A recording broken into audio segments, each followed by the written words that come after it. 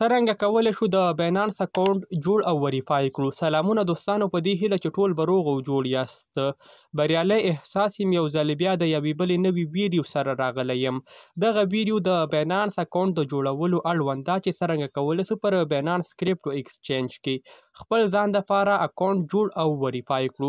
که چیرې تاسې هم په کریپټو کې کار کوئ او غواړئ په باینانس کریپټو ایکسچینج کې خپل ځان دپاره اکاونټ جوړ کړئ، نو دا ویډیو له پیل نه تر پای را سره وګورئ ترڅو وکولی شئ خپل ځان دپاره د باینانس اکاونټ جوړ او وریفای کړئ. مخکې له دې چې د ویډیو پر همدې مین ټاپک باندې پیل وکړو، تاسو دې ویډیو ته لایک ورکړئ، شیر یې کړئ او یو ښه کمنټ وکړئ ترڅو دغه ویډیو ریکمنډ شي هغو اشخاصو دپاره چې غواړي پر باینانس کې خپل ځان دپاره اکاونټ جوړ کړي.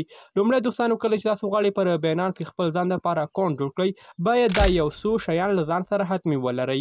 له هغې جملې څخه ایمیل ادرس، آی ډي کارت یا پاسپورټ، دریم ریفرل کوډ. که چیرې تاسې ایمیل ادرس نه لرئ، نو ما ورباندې آلریډي یوه ویډیو جوړه کړې چې لینک یې د ویډیو په ډسکرپشن کې موجود ده. دوهم، که چیرې تاسو خپل ځان سره آی ډي کارت نه لرئ، نو کولی شئ د پاسپورټ د لارې هم باینانس اکاونټ وریفای کړئ. دریم دوستانو، ریفرل کوډ تاسو ته د موبایل په سکرین باندې ښکاري. له همدې ریفرل کوډ څخه استفاده وکړئ ترڅو ستاسو باینانس اکاونټ په رسمي ډول جوړ او وریفای شي.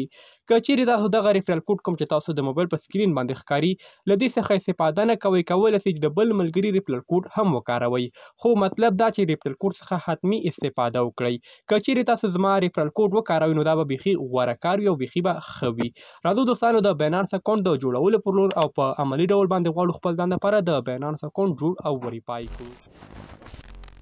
ښه نو ګرانو دوستانو، تاسو پلی سټور یا اپ سټور ته راشئ، په سرچ یا لټون کې ولیکئ باینانس. تاسو به لومړی د باینانس په نوم اپلیکیشن خپل موبایل ته ډاونلوډ یا انسټال کړئ. همدا د باینانس په نوم اپلیکیشن دا کوم چې تاسو ته د موبایل په سکرین باندې ښکاره شو. ګورئ دوستانو، همدا اپلیکیشن ما خپل موبایل ته انسټال کړی ده. زه به پر اوپن باندې کلیک واخلم ترڅو خپل ځان لپاره د باینانس اکاونټ جوړ کړو. راځو همدا اوپن کوو، لږ انتظار ورته کوو ترڅو دوستانو موږ تاسو سره دا راخلاص شي. بیا په ساین اپ اپشن باندې کلیک اخلو، غواړو خپل ځان لپاره د باینانس اکاونټ جوړ کړو. انتظار به ورته وکړو دوستانو ترڅو دوهمه صفحه موږ سره راخلاصه شي.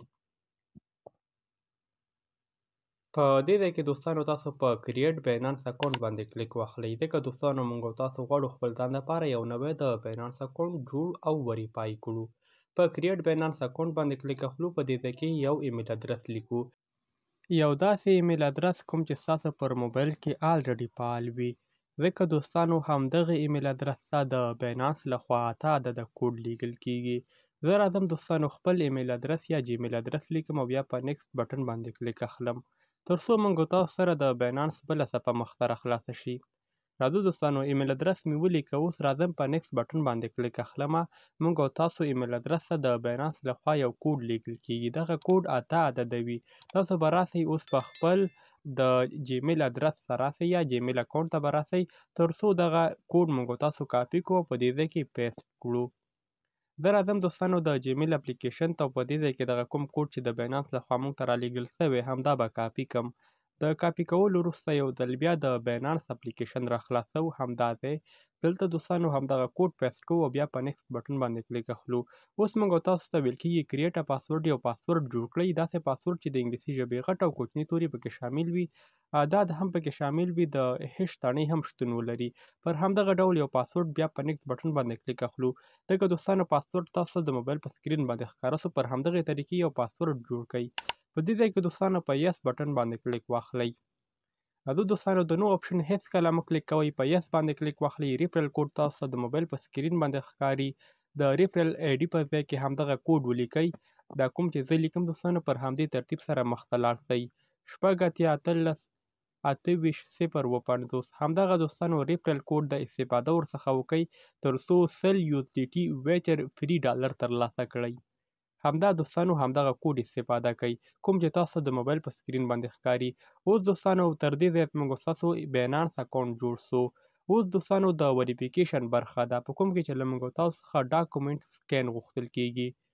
راځو دوستانو په دې ځای کې چیرې تاسو پر افغانستان کې اوسیږئ، افغانستان آلریډي انتخاب شوی ده. که چیرې تاسو پر پاکستان یا پر کوم بل هیواد کې یاستئ، پر همدې کنټري باندې کلیک واخلئ. په دې ځای کې کولی شئ خپل هیواد انتخاب کړئ. د هیواد انتخابولو وروسته موږ تاسو راځو په ګورنمنت آی ډي باندې کلیک اخلو.